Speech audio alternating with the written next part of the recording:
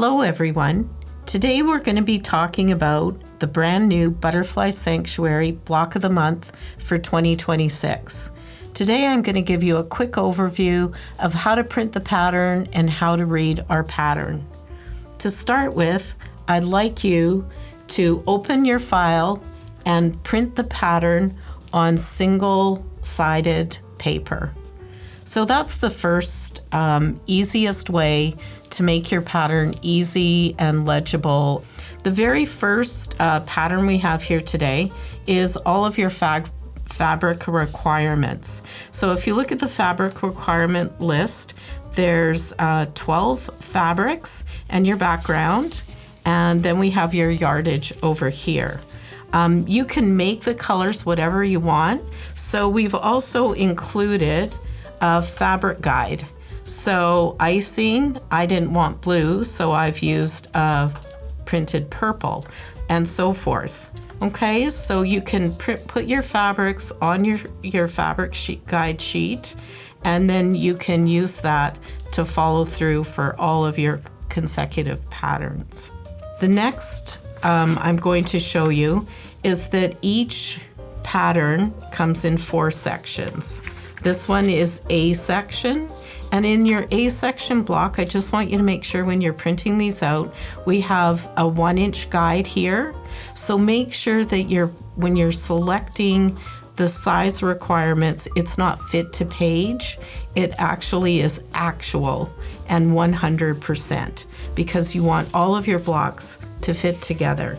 We've also numbered your pages sequentially, and on page 6, you're going to have your guide of how to put the block together. Okay, page 6 has a really nice even flow guide. I would take that out and have that beside me as I'm getting ready to print. Last but not least, you will have the cutting instructions. The cutting instruction page is a little different this year, and each section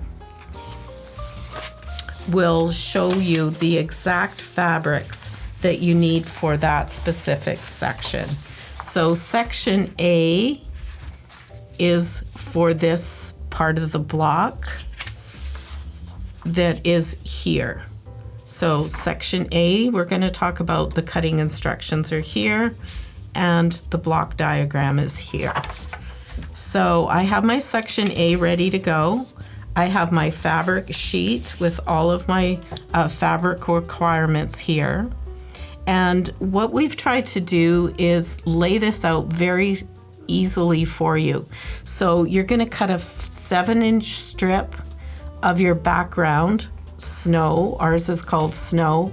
And then each of the pieces will be 7x4, 3x7, 3x7, and those will be like piece A3 and so forth. We like you to cut each section, like in section B, you'll cut a 6-inch strip for snow, and in section C, a 2.5-inch strip. This will not use the entire strip, but you will save those for future blocks. When we're cutting section A, you're going to be cutting your strip. So just imagine these are your fabrics. Once I've cut all of my snow and then my aisle color and then my icing color, this will be all the fabric that I cut for A. I'm going to gather those together, and what I do is I just paper clip them and mark them as section A, and then I set them aside. So once you have your foundation paper piece pattern, you have your fabric in your fabric stack. We're going to paper piece them A1 to A2 to A3 to A4 and so forth. A3 and 4 are very small pieces. In this particular section, I would recommend using your add an 1/8 ruler to trim them back. And the other thing that's very important is that you use DecoBob for piecing. So here we have put together a DecoBob thread kit for you. It's an 80 weight cottonized poly, and if you use a 7010 microtex needle, and reduce that stitch length to 1.8, you will end up with a beautiful section A like this. And I'm going to flip it over and show you. You can see how tiny my little stitches are here. And what I'm going to do is I'm going to show you how easily, here I've used the add a quarter to cut my seam here. And then here you can see how easily the paper's going to rip out for you. Okay, so this should give you a really easy overview. DecoBob, 7010 microtex needle, reduce stitch length to at least 1.8 or 1.5 so you get that nice perforation in your paper.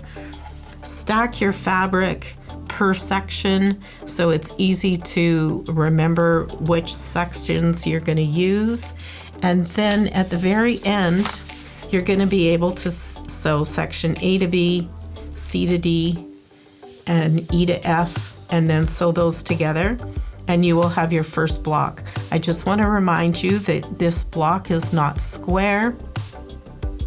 It is a crazy quilt block, and each side is going to be a different length. So have fun, and I can't wait to see your project. Thanks for watching. And if you enjoyed this video, don't forget to like and subscribe for more great tips, tricks, and tutorials. You can also sign up for our weekly newsletter to get the first look at free projects, sewing tips, and inspiring tutorials delivered right to your inbox. Check out the description box below to sign up, as well as find a list of stores and retailers that you can purchase Wonderfill threads from in your country.